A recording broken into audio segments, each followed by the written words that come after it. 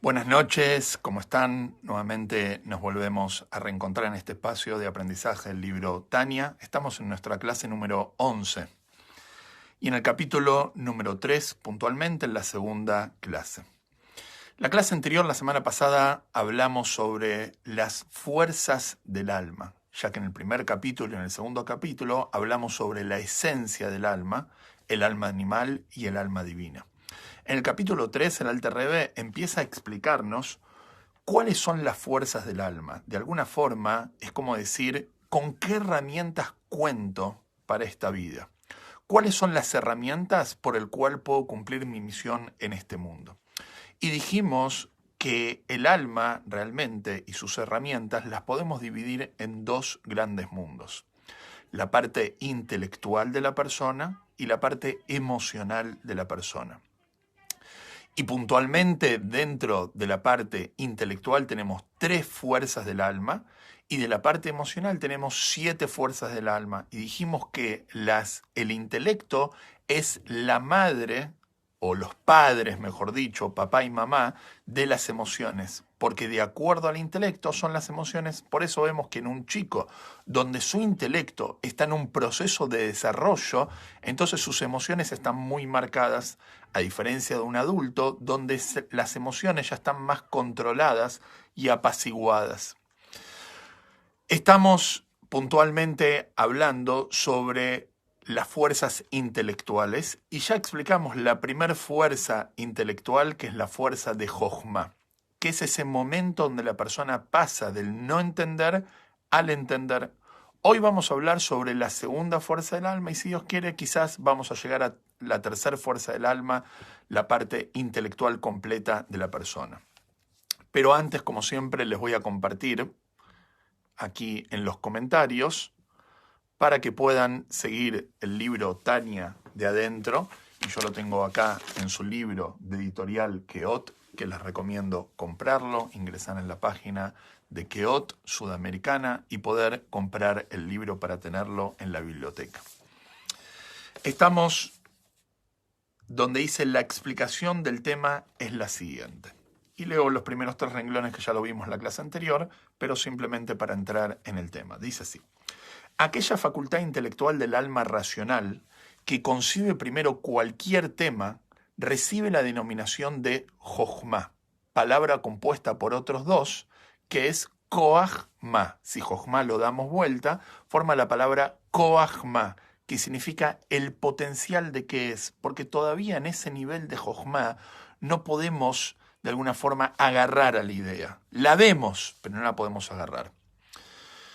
Cuando la persona manifiesta esta idea concentrada de lo potencial hacia lo actual, o sea, cuando baja esta idea de Jochma, es decir, y explica el Alter Rebbe, cuando reflexiona con su intelecto acerca del punto seminal, como habíamos explicado la vez anterior, que Jochma es como una semilla, donde esta semilla se desarrolla con la segunda fuerza del alma, a fin de comprender un asunto plenamente, agarra Jochma y lo baja, como dijimos que Jochma es la letra Yud y Binah es la letra Hei. La diferencia entre la Yud y la Hei es que la Yud es un punto y la Hei es la expansión de este punto, y ahonda en él hasta su mayor profundidad, tal como este evoluciona el del concepto que él ya había concebido en su intelecto, porque no hay nada que exista en el desarrollo que no estaba en el punto, como trajimos el ejemplo de la semilla del árbol. De la misma forma que todo lo que va a haber en el árbol estaba potencialmente en la semilla, todo lo que va a haber en Binah estaba potencialmente en Jochma. Concluye el Alter Rebbe diciendo, esto es denominado Binah. ¿Qué es Binah? Binah es la capacidad de poder bajar una idea, de poder explicar una idea. No simplemente uno verla, uno entenderla, sino bajar la idea hasta tal punto que uno puede explicar esa idea. Como se dice que, por ejemplo, Moshe fue el hombre más humilde, Moisés fue el hombre más humilde o el profeta más grande. Sin embargo, no fue la persona más inteligente, nos dice el Tanaj. El hombre más inteligente, la persona, el ser humano más inteligente de la historia de la humanidad, nos dice el Tanaj que fue el rey Shlomo, el rey Salomón.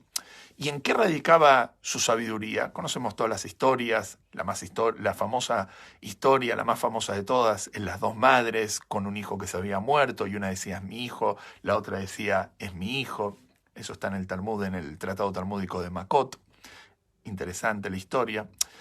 Dice de que el rey Shlomo, su sabiduría radicaba en que él podía traer de cada concepto hasta 3.000 ejemplos.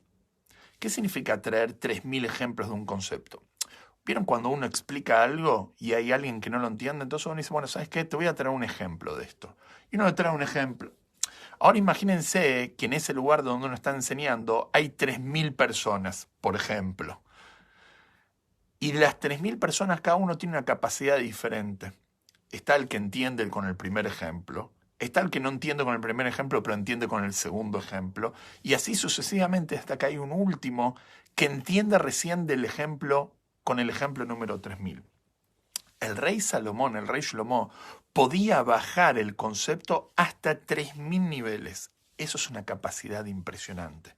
Poder explicar un concepto tan profundamente y rebajarlo y bajarlo hasta que la persona número 3.000 lo pueda entender, esa es su inteligencia, eso es capacidad. Se cuenta una historia, así se cuenta, que una vez unos padres encontraron a su hija de segundo grado estudiando con el vecino. Entonces le preguntaron a la hija qué le estaba enseñando el vecino. Entonces la hija dijo, me estaba enseñando a sumar y restar. ¿Quién era este vecino? Después descubrieron que este vecino era Einstein.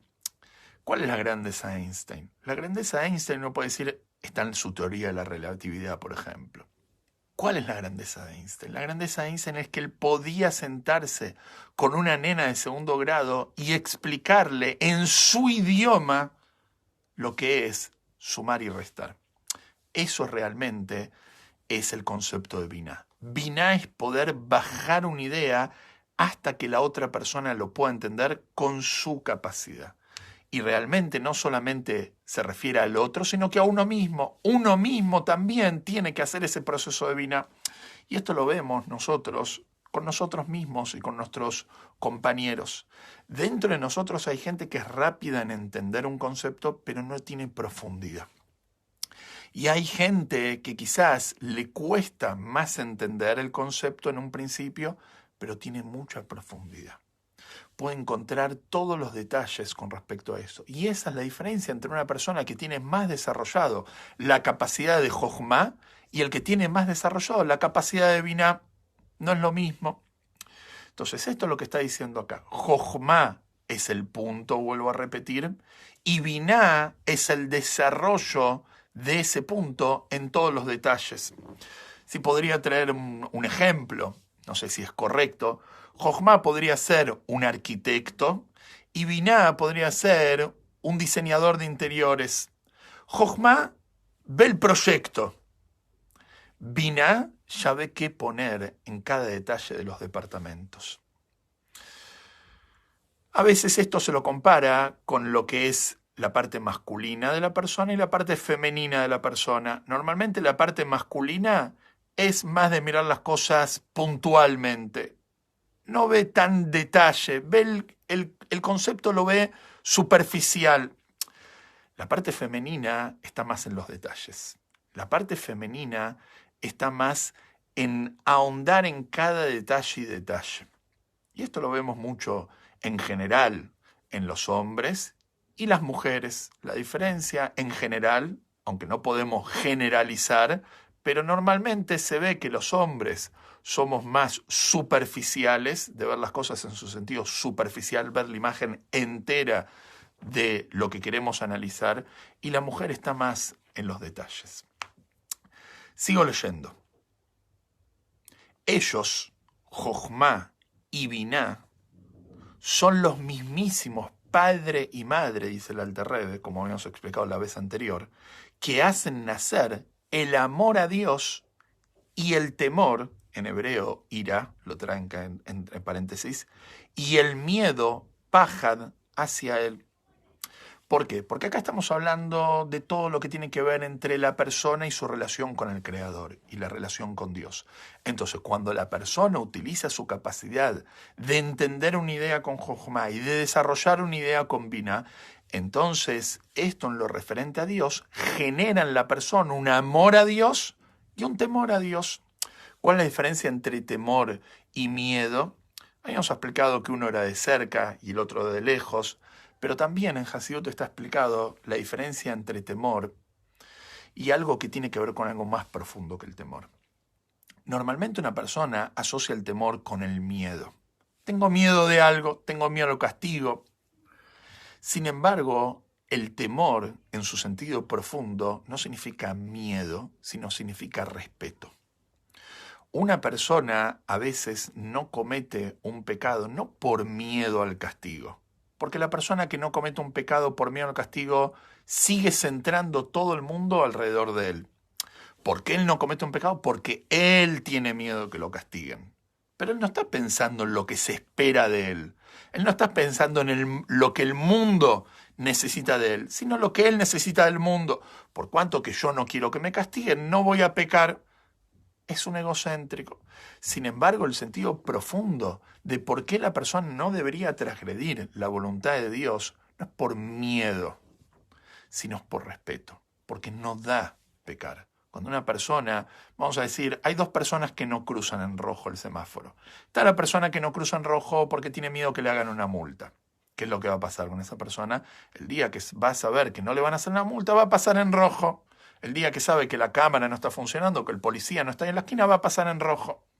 Sin embargo, hay una persona que no cruza en rojo porque tiene una conciencia, porque tiene un respeto hacia lo que es la vida en sociedad. Esa persona nunca va a cruzar en rojo. Más allá si hay una cámara, si hay un policía, esa persona sabe que vivimos en sociedad, hay que respetar las normas, no es una jungla. Esa es la diferencia entre el hombre, la persona, y su relación con Dios. Está la persona que no peca porque tiene miedo a que lo castiguen. Y está la persona que no peca porque no da hacer el pecado. Bueno, ojalá nadie cruzaría el semáforo, indiferentemente si es por miedo al castigo o por respeto. Si es por miedo al castigo, por lo menos no hay accidentes. Por eso el concepto de policía es persuadir. La policía, perdón, está para persuadir, para que la persona sepa que hay una autoridad. Y si la gente por lo menos no tendría la policía, entonces sería un desastre la sociedad. Pero nosotros tenemos que saber que no nos tenemos que quedar con lo superficial. Tenemos que ir a lo profundo. No es que nosotros no pecamos porque tenemos miedo que nos castiguen después de los 120 cuando nos vayamos de este mundo. Que realmente cuando la persona se va de este mundo va a tener que rendir cuentas por lo que hizo. Sino que uno tiene que realmente no pecar porque ¿cómo voy a pecar? ¿Cómo voy a pecar? Me da vergüenza hacer una cosa así. No da cometer un pecado. Entonces vamos a seguir adelante. Estamos en el renglón que empieza porque cuando el intelecto. Vuelvo a compartir para los que entraron recién el link para que puedan seguir el capítulo 3 del libro Tania. Y dice así: porque cuando el intelecto en el alma racional contempla profundamente y se sumerge, contempla se refiere a Jochma, y se sumerge se refiere a Binah. Ahora vamos entendiendo, ¿ven? Y se sumerge extraordinariamente en la grandeza de Dios. Cuando una persona medita en la grandeza de Dios, siempre decimos así. Está la persona que cree en Dios, pero nunca piensa en Dios. Cree en Dios como algo, como un concepto que existe, pero no piensa en Dios. Y nosotros sabemos que la única forma de vivir a Dios y nuestra fe en la vida no es simplemente creyendo, sino es viviéndolo, pensando constantemente en este concepto. ¿Cómo voy a vivir a Dios si solamente lo tengo en una idea vaga en mi cabeza? Tengo que pensar en Dios y tengo que pensar en la creación de Dios y en los detalles de Dios. Y este es el concepto de Hasidut. Hasidut no solamente se queda con lo que es la fe superficial en Dios, sino que esta fe la intelectualiza, la baja y la hace que nosotros podamos vivir esta idea en lo real, de la misma forma que nosotros vivimos nuestra vida en lo real, como una persona no se queda, sí, bueno, yo trabajo, no, está constantemente pensando como un dueño, ¿qué puedo hacer para ganar un peso más? Está todo el tiempo su cabeza pensando, ¿qué puedo hacer para ganar un peso más? No se queda con la idea, bueno, si mañana voy a abrir el negocio, mañana voy a ir a trabajar. No, la persona está pensando en eso. Dios y nuestra fe no puede ser menos que nuestra vida. Entonces dice, cuando la persona contempla profundamente y se sumerge extraordinariamente en la grandeza de Dios, y acá trae 3 niveles de meditación en lo que es Dios en nuestra vida. Y habla de cómo Dios se relaciona con el mundo. El Zohar, libro madre del pensamiento de la Cábala, dice que Dios se relaciona con el mundo de 2 formas.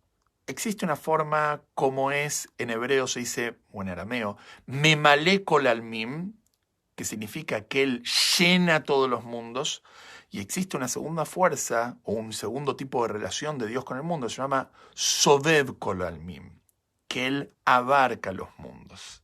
Y acá el Alter Rebbe lo trae y dice así, en la grandeza de Dios, como Él llena todos los mundos, y también medita acerca cómo Él abarca todos los mundos. Y voy a explicar la diferencia entre memalé, como Él llena los mundos, y cómo Él abarca los mundos. Prestemos atención en cualquier cosa que tenemos frente a nosotros. Yo tengo acá una silla frente a mí, y esta silla tiene algo particular que la diferencia entre todas las demás cosas existentes en este mundo, y tiene algo similar a toda la existencia. Lo particular es que es esta silla y no es otra silla o no es una mesa. Tiene su color, tiene su textura, tiene su tamaño, tiene su peso, etc. Sin embargo, tiene algo que es similar a todo lo demás, que es su existencia. Esta silla existe de la misma forma que existe cualquier otra cosa en este mundo. Entonces, ¿de dónde provienen estas 2 fuerzas? ¿De dónde provienen estas 2 características? La primera característica de lo que lo hace a la silla y no mesa, viene de esa fuerza de Dios que se llama memalé kol almim. Y eso de que la silla existe de la misma forma que existe todo lo demás, viene de esta fuerza de Dios, se llama sobev kol almim. Voy a traer un ejemplo para un poquitito bajarlo, para traer un poquitito de biná a esta idea. Nos cuenta el Midrash que cuando Dios creó el mundo, le puso al primer ser humano, Adán, una misión muy particular, que era ponerle nombre a todos los animales. Entonces dice que los animales hicieron una fila frente a Adán, y Adán le iba poniendo nombre a cada uno de ellos. A la vaca le puso, en hebreo, para, al perro le puso Kelev, al gato le puso Hatul, y así etcétera con todos los animales. ¿Por qué Adán le puso ese nombre a ese animal particular? ¿Por qué al perro le puso, por ejemplo, Kelev? Esas 3 letras en hebreo. Porque Adán vio realmente esta fuerza memalé, esta fuerza que entra en cada creación, y pudo ver esas letras por la cual ese animal fue creado. Es como que él tenía un microscopio espiritual que podía ver las letras por el cual ese animal fue creado. Obviamente, Adán, el primer hombre, era un ser excepcional, el único ser humano que fue creado por las manos de Dios directamente, y él tenía esta capacidad de poder ver en cada creación esta fuerza particular que la hace ser ese animal. Sin embargo, hay una segunda fuerza, que es la fuerza de Sobev, que es la fuerza que en hebreo se dice que abarca. Significa que abarca. Abarca no significa que está por afuera, sino que significa que lo creado no tiene la capacidad de ser un recipiente para esa fuerza, por eso de alguna forma es como que es abarcadora esa fuerza, pero no entra en el detalle de esa creación. Entonces, ¿a qué viene todo esto? Dice el Alter Rebbe que cuando la persona medita en estas dos fuerzas, cómo Dios llena todos los mundos, cómo Dios está en cada detalle de la creación. O sea, es fantástico, es magnífico poder entender o de alguna forma meditar en cómo Dios está en cada detalle de la creación y está constantemente, como vamos a ver más adelante, en el tercer libro del segundo libro del Tania, que el Alter Rebbe ahí explica que la fuerza de Dios cuando crea el mundo no fue en el Bereshit, en ese momento de la creación, sino que está constantemente presente en la creación. Es como que Dios está creando el mundo constantemente. O sea, que Dios está creando las plantas y cada planta particular y está creando los animales y los animales, tanto las aves como los peces, como los mamíferos, etcétera, etcétera. Y a cada uno le está dando la fuerza particular y a cada ser humano, a vos, a mí, al otro, a cada uno le da la fuerza que necesita para ser lo que es. Y aparte, como Dios le da fuerza al mundo en general y lo hace existir y lo hace pasar de la no existencia a la existencia constantemente, esto obviamente me lleva a mí a una conciencia de un Dios presente y a la grandeza de Dios. Entonces, no es que yo creo en Dios. Sí, yo creo en Dios, hay una persona que dice, pero es muy diferente la persona que cree en Dios y tiene conciencia de esta grandeza de Dios. Y la presencia de Dios, como está constantemente en cada detalle de la creación, obviamente va a ser muy diferente el sentimiento que va a generar a una persona que solamente cree en Dios y la persona que constantemente está meditando en esto. No es lo mismo, por ejemplo, cuando una persona coloca los tefilim porque cree en Dios y una persona que antes de colocar los tefilim o durante que se coloca los tefilim piensa en todos estos detalles de Dios. Esto es lo que está diciendo acá. Entonces dice así, como Él llena todos los mundos y también medita acerca de cómo Él abarca, que esta es la segunda fuerza sobre todos los mundos. Y ahora viene la tercera fuerza. O cómo en su presencia, como todo frente a Dios, todo lo creado es considerado nada. Que este es el concepto de la anulación de los mundos frente a Dios. Porque realmente los mundos frente a Dios no existen. No, desde la perspectiva de Dios, el mundo está totalmente anulado. Y ojo con esto. En distintos pensamientos filosóficos se habla de una teoría que el mundo es una ilusión, que la existencia es una ilusión, como un sueño. Sin embargo, el judaísmo no está de acuerdo con esto. Sí está de acuerdo en un nivel, pero en esencia no es así, ya que la Torá ratifica, y lo dice claramente, que Dios creó el mundo, Bereshit bara Elohim. O sea que hay una creación, hay una realidad. ¿Pero qué? Desde la perspectiva divina, el mundo es como no existente. Porque si nosotros decimos que el mundo ocupa lugar frente a Dios, estamos diciendo que hay un cambio en Dios. Existe el mundo, hay un Dios antes de haber sido creado el mundo y hay Dios después de haber sido creado el mundo. O sea que el mundo le generó un cambio en Dios. Esto no es así. Dios es el mundo, como decimos en el Adon Olam, una tefilá muy linda que decimos todas las mañanas. Dios es el mismo Dios antes de haber sido creado el mundo y Dios es el mismo Dios después de haber sido creado el mundo. Y va a seguir siendo el mismo Dios aún después de que el mundo pase a un nivel de la era mesiánica, donde el mundo va a cambiar su lógica. Entonces, cuando la persona medita, también en este nivel, cómo realmente el mundo está anulado frente a la presencia divina, es considerado nada. Sigo leyendo. Entonces, ¿cuál va a ser la conclusión? Nacerá y surgirá en su mente y pensamiento. O sea, va a nacer en mi intelecto la midá que es la característica de reverencia, y esto es lo que habíamos hablado hace unos minutos, la diferencia entre temor y respeto, acá está hablando de este nivel, reverencia, por la majestad divina, por Dios, siempre a Dios se lo compara con un rey, para temer y ser humilde ante su bendita grandeza. ¿Cómo es esto?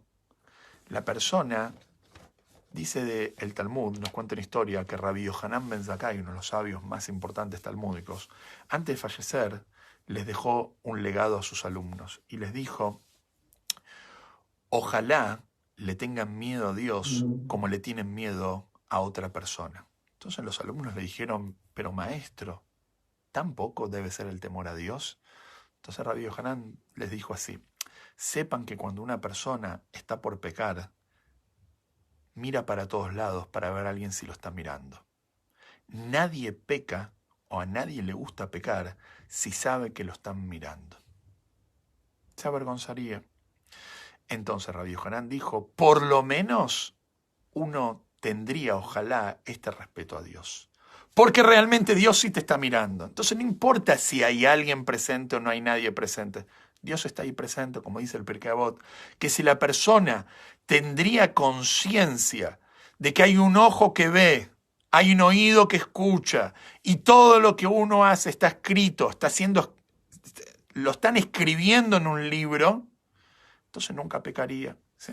Es como si uno estaría en un gran hermano constantemente que te están filmando todo lo que haces. La persona se cuida. El problema nuestro es lo que le pasa a la gente en Gran Hermano, que con el tiempo se termina acostumbrando y nos olvidamos de que todo lo que estamos haciendo y todo lo que estamos diciendo y aún todo lo que estamos pensando está siendo grabado, está siendo escrito.